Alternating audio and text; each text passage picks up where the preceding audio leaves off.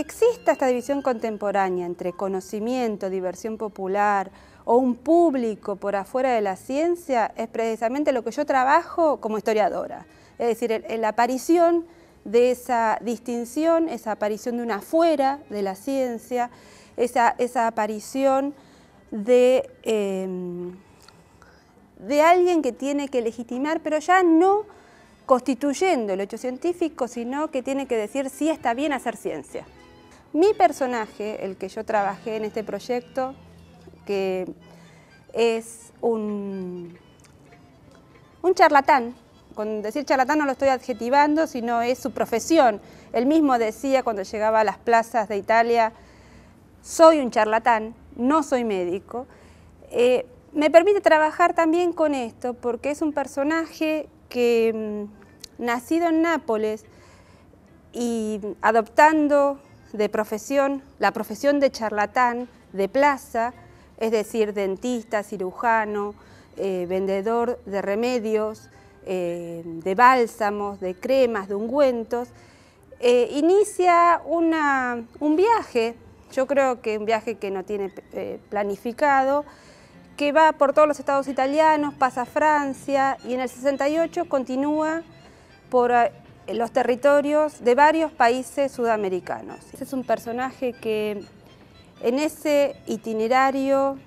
que lo va causando la sucesiva expulsión de los distintos pueblos que visita por acusaciones de falso médico,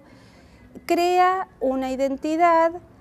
no solo de comendador, porque él se hace llamar el comendador Benati, sino también de científico. Y tal es así, donde esto alcanza su máxima expresión, es en Bolivia, donde empieza a editar relatos de viaje. Y es aceptado en muchos círculos como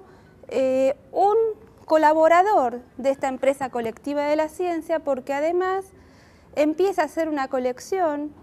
que viaja con él y con la que en cada lugar que visita establece un museo que se arma y se desarma, lo va acompañando, que termina por exhibirse en Buenos Aires en 1883 y que finalmente termina siendo comprado por el Museo de la Plata. Pensando esta relación entre diversión popular y ciencia, en realidad estas colecciones y estas colecciones que viajan armadas por un comendador Benati, por un charlatán, que terminan siendo incorporadas a un museo que nadie dudaría hoy en calificar, y tampoco en la época, como científico, en realidad nos muestran que la ciencia está constituida por distintas capas que incluyen también la participación de charlatanes. Entonces estas relaciones entre ese afuera y el adentro, cuando uno empieza a abrir qué constituye la ciencia en su cultura material, en sus cosas, en sus gestos, ¿quién arma los gliptodontes del Museo de la Plata? Los arma un artesano,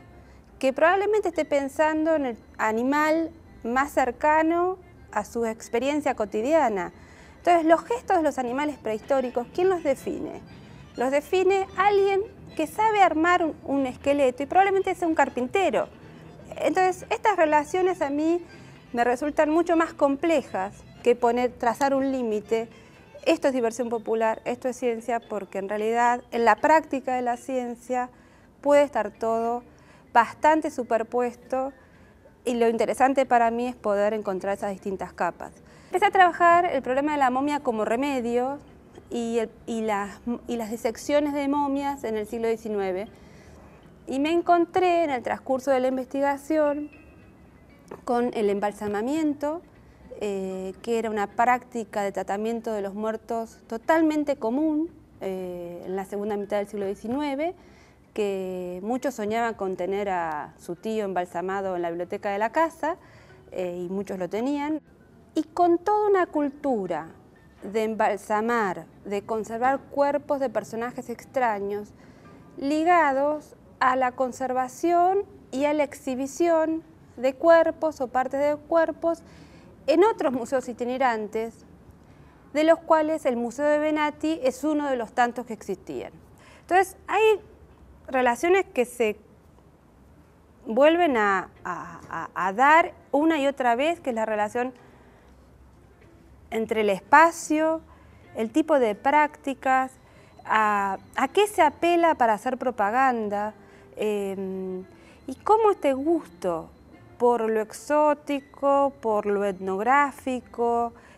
aparece en el circo, aparece en el ballet, aparece en la ópera y aparece en los museos, y está este disfraz, esta aparición de la momia, esta aparición de la cera, donde lo etnográfico es algo que atrae la atención, ¿no?